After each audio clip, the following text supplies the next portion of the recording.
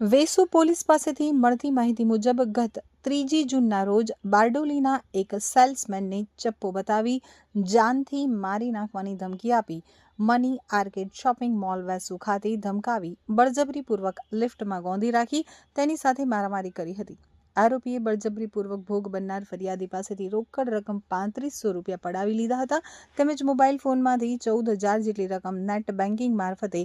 ફોનમાંથી transfer કરાવી હતી।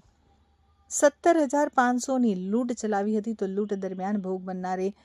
Police જનરક્ષક 112 ઉપર કોલ બનાવની જાણ કરતા તુરંત જ ગંભીર બનાવની તપાસ વેસુ પોલીસ દ્વારા કરવામાં આવી હતી। સીસીટીવી ફૂટેજ વર્ણન મુજબના ઇસમોની તપાસ કરતા બનાવ સ્થળ પાસે મળી આવતા તેઓને ઓળખી કાઢી પકડવા જતા આરોપીઓમાંથી એક આરોપી ઉધના ખાતે રહેતો અજય રાજેન્દ્ર ખલાણે ઝડપાઈ ગયો હતો, જેની વિરુદ્ધ અગાઉ ઉધનાના અને પાંડેસરામાં લૂંટ, ખંડણી, મારામારી જેવા ગુનાઓ નોંધાયેલા છે, જ્યારે તેનો સાથીદાર પ્રદીપ જયરામ આહિર ભાગી છૂટ્યો હતો।